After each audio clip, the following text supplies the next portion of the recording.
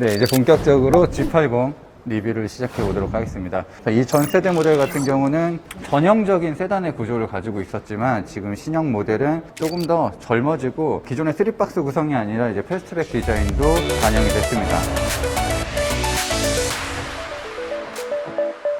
그래서 일단은 이미지 자체가 완전히 다르고요. 차체가 커진 부분도 좀 흥미로운 부분들이 있는데 일단 길이가 엄청나게 길어지진 않았습니다. 길이는 어떻게 보면 K7이랑 동일한 4995mm고요. 가장 눈여겨볼 부분은 폭이 35mm가 넓어졌습니다.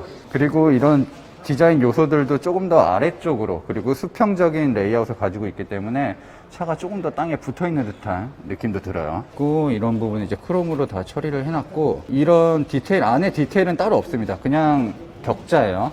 이 안쪽에도 좀 디테일을 G90처럼 만들어줬어도 괜찮을 것 같은데 그런 부분은 하진 않았고요. 이쪽에 이제 각종 센서가 장착되는 부분이 있고요. 램프도 이 안에 이렇게 보면은 예쁜 부분들이 있어요. 이렇게 예쁜 부분들이 있고 이 쿼드 램프라고 하는 LED가 이제 4방으로 박혀 있는 부분이 있습니다. 사실 이 얼굴이 이제는 조금씩 익숙해지고 있어요. 처음에 G90 나왔을 때만 해도 상당히 어색한 부분, 그리고 좀 인위적인 느낌이 있었는데 최근에 GV80도 있고 G80도 보면서 좀 익숙해지고 있습니다. 자, 타이어는 피렐리 P0 올 시즌 타이어가 적용이 되어 있고 245, 40, 20인치 휠이에요. 기본은 18인치, 18, 19, 20 이렇게 선택하는 휠이 적용이 되어 있습니다. 지금 이 차는 2.5 터보 모델인 것 같은데 GV80에서 봤었던 투피 브레이크가 그대로 적용이 되어 있고요.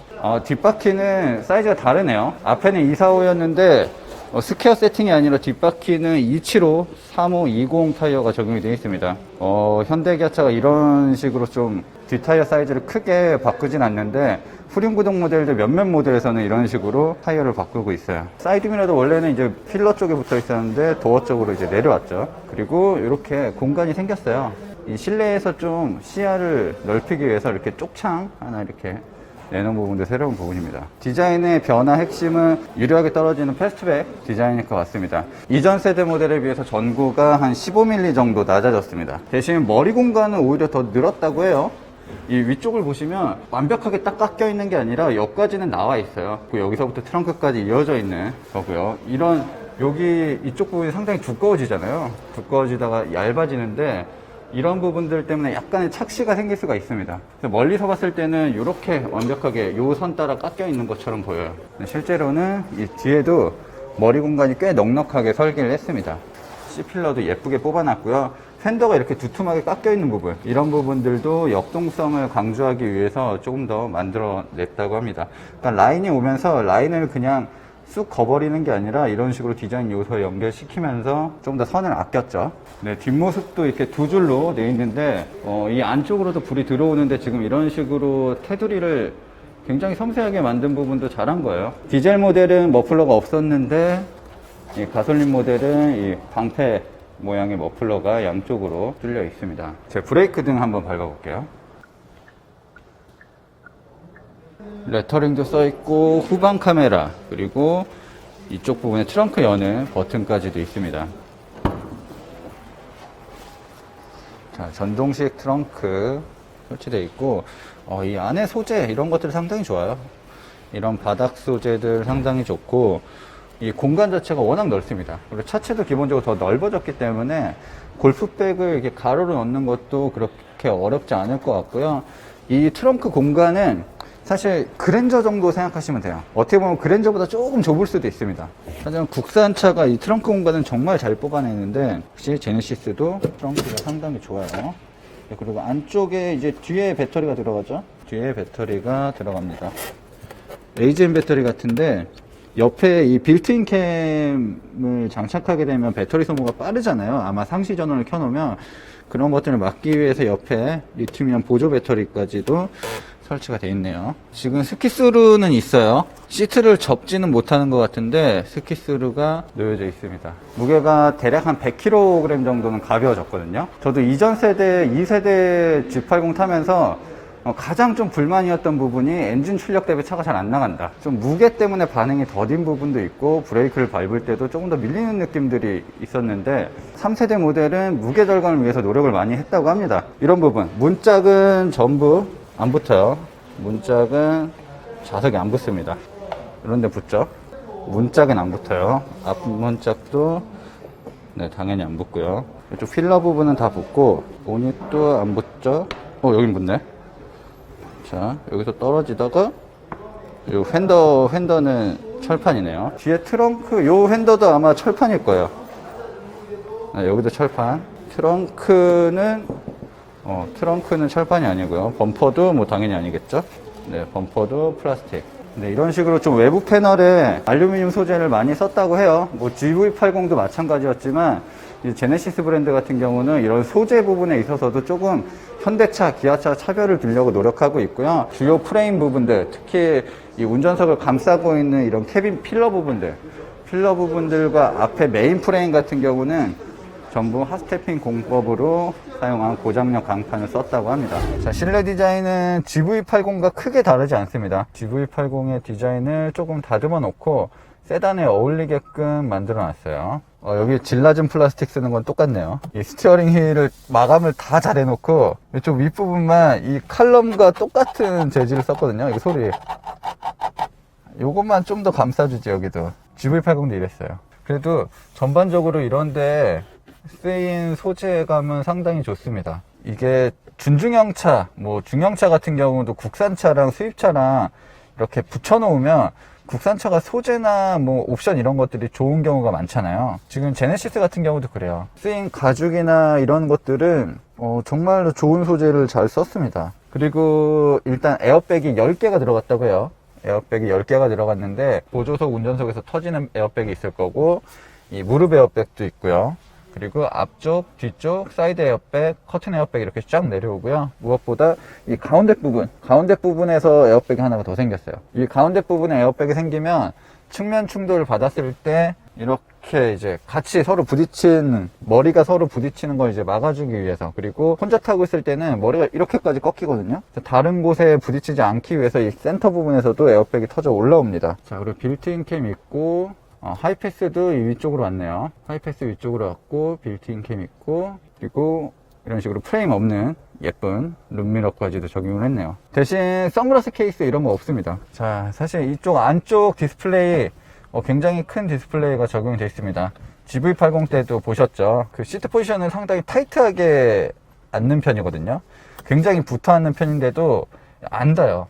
이거 절대 안 닿습니다. 이거를 앞쪽으로 이쪽까지 빼주면 좀 닿을 것 같은데 절대 안 닿습니다. 여기 한 절반 넘어가면 팔이 안 닿아요. 제가 팔도 그렇게 짧은 편은 아니거든요. 그래서 이 조그 다이얼로 대부분을 컨트롤 해야 합니다. 물론 저도 이제 BMW나 벤츠 이런 시승차를 많이 타다 보니까 이 방식이 불편하진 않아요. 뭐 적응하면 나름 편한 구석도 있는데 어쨌든 터치 디스플레이를 만들었으면 좀 사용하게끔 해주는 것도 좋거든요.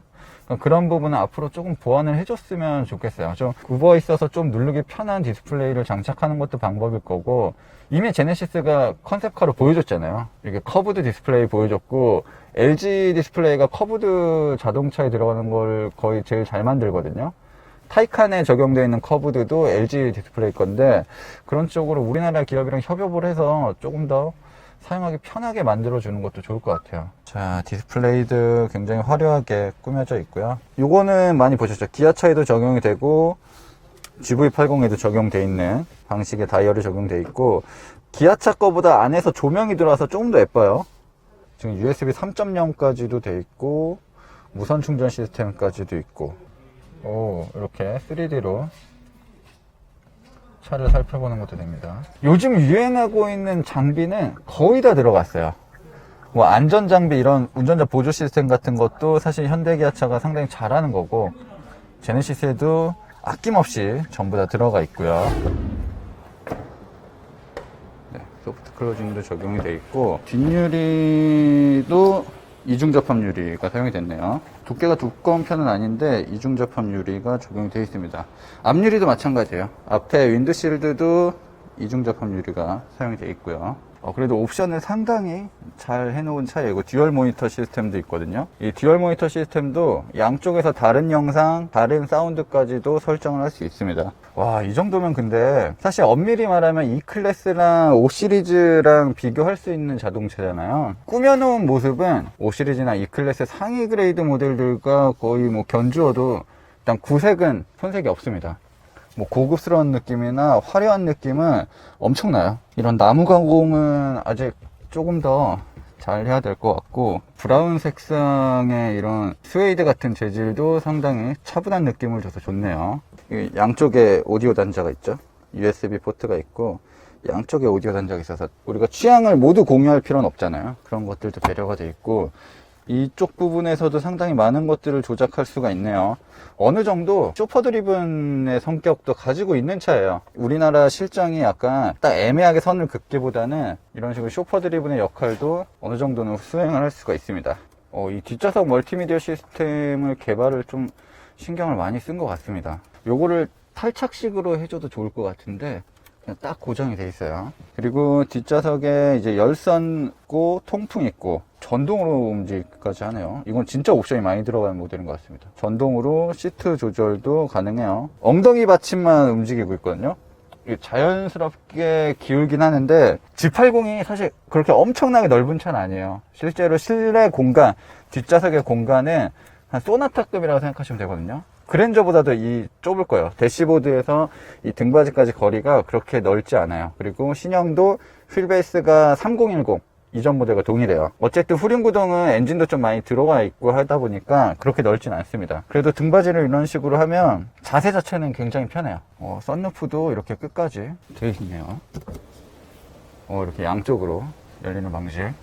지금 이 주름 보이시죠? 이 주름이 이 G80에 새롭게 적용된 좀 밀고 있는 주름인데 보통 격자 무늬로만 많이 꾸미잖아요. 근데 이런 식으로 좀 디자인을 했어요, 새롭게.